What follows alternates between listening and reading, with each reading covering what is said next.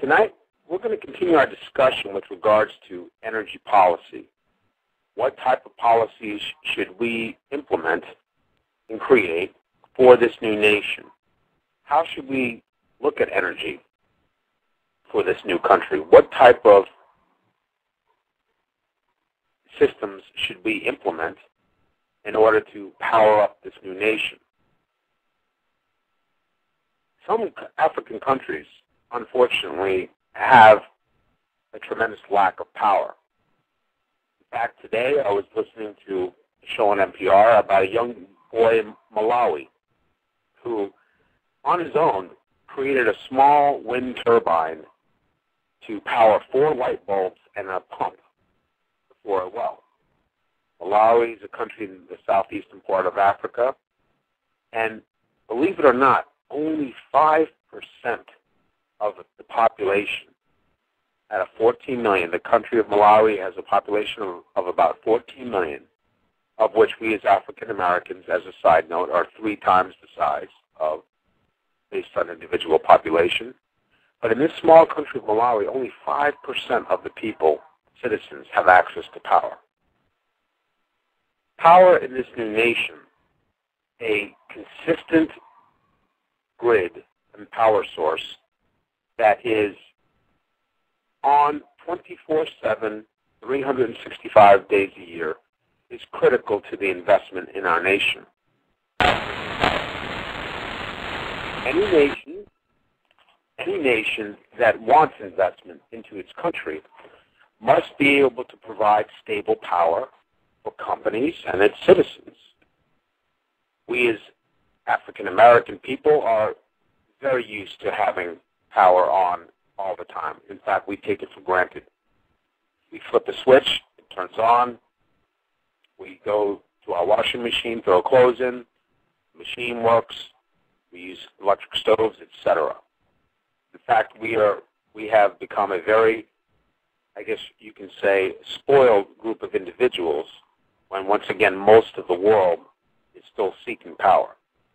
But since we do have a standard of living that we must keep, energy policy for this new nation is going to be critical. We as African Americans are used to it, so we once again need to have power. Now, the different types of power policies or energy policies that we can look at include green technologies, and green technologies are essentially technologies that emit no carbon footprint, that use a renewable resource such as the sun, wind, and also waves. And we can also put into there nuclear power, since nuclear power does not emit any CO2 gases. And I think many people can attest to the fact of global warming that the climate definitely has changed across the planet itself. So this new nation, since we are going to have the ability to build from the start, now we have an opportunity to really build this nation's power grid up right from the get-go. One of the suggestions that the International African American Caucus proposes to you African Americans that are going to come to this nation is that we look at a mix of power generation for the nation. And I'm going to run down basically a couple of pros and cons for the various technologies that are out there. Solar panels, or solar itself, is an outstanding resource to generate electricity for residential homes. In particular, solar cells, which are called photovoltaic panels, convert sunlight into electricity. Most panels today come in about the 200-watt size. And at the request of Brother Rob, I'm going to give people a little bit of an understanding how we can calculate power for a person's home. And let's discuss a couple of terms that is very vital to those African Americans that are listening out there. Power is an expression of what's called watts. And the way one calculates power is to take the voltage of a particular power source, and most of the homes in America and our receptacles are 120 volts. When you run 220 volt lines to a particular outlet, such as your stove, your dryer, then you've got 240 volts to that particular outlet. So if a device draws 1 amp of power, we take the 120 volts times the 1 amp, and 120 times 1 is 120 watts. That is the power rating based off of 1 amp. Power is also from the electric company is calculated in kilowatts an hour. So, as an example, a kilowatt hour, what does that mean? That means 1,000 watts of power is drawn for 1 hour of time, okay? So as we talk in, once again, for kilowatts, 1 kilowatt is 1,000 watts. K stands for 3 zeros, or 1,000.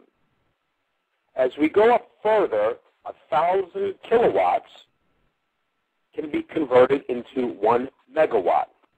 Mega is the annotation that is used to denote 1 million.